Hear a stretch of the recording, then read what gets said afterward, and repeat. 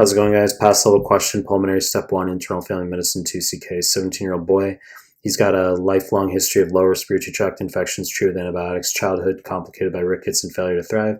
Examination shows clubbing and dusky discoloration of the nail beds, 2+ pedal edema, which the following most likely explanation of the patient's edema. So let's just hop to the answer choice here. Choice A, cardiac amyloidosis, wrong fucking answer.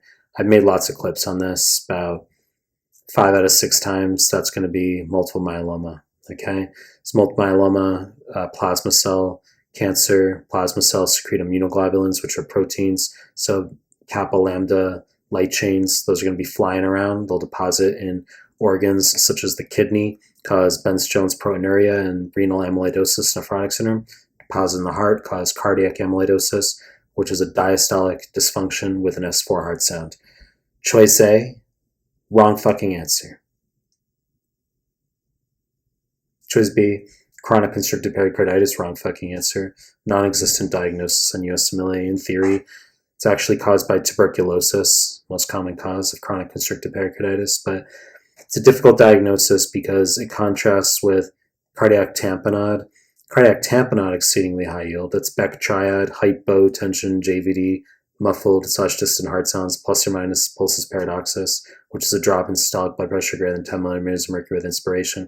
But constrictive pericarditis, that will present with a Kussmaul sign, which is going to be JVD with inspiration rather than expiration. So when you inspire, you decrease intrathoracic pressure, improve venous return to the right atrium. So if anything, jugular venous pulsations should be reduced, not accentuated. But we have a stiffened pericardium, and that can prevent the return of blood to the right heart. It just causes JVD, Kussmaul sign, with inspiration, which is a finding that's not seen in cardiac tamponade. Something about how the pressure transfer across the heart doesn't prevent the venous return because we have mobile fluid with tamponade, whereas with constricted pericarditis, the rigid pericardium will induce the Kussmaul sign. Point is, wrong fucking answer. Choice C, ciliary dyskinesia, wrong fucking answer, refers to Cartaginer syndrome, Diamine arm defect. So it's going to be a vignette that sounds like cystic fibrosis, but they tell you there's situs inversus. Okay, that's what they're going to do. So decreased motility of sperm. You can get ectopic pregnancy in women due to decreased motility of the cilia within the fallopian tubes. And so that's what they'll do. They'll just give you a patient where it sounds like CF. They show you a chest x-ray, and you notice the heart's on the wrong side. Wrong fucking answer. Choice D, pulmonary edema, wrong fucking answer. So if you just write it like this, it means left heart in origin, okay, cardiac in origin. If you want to get hyper technical, I mean, there are non-cardiac causes such as ARDS, right? But pulmonary edema means you have some form of left heart decompensation, whether it's left heart failure, myocardial infarction.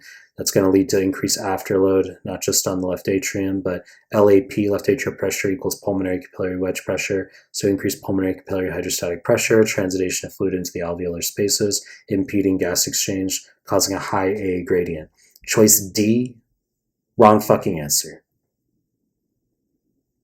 Choice C, pulmonary hypertension, correct answer. Pass level, as I said. So you got cystic fibrosis here. Lifelong history of lower respiratory tract infections treated with antibiotics. I mean, that sentence alone, CF is the most likely. You can think of things like IgA deficiency, but that tends to present teenage years and older.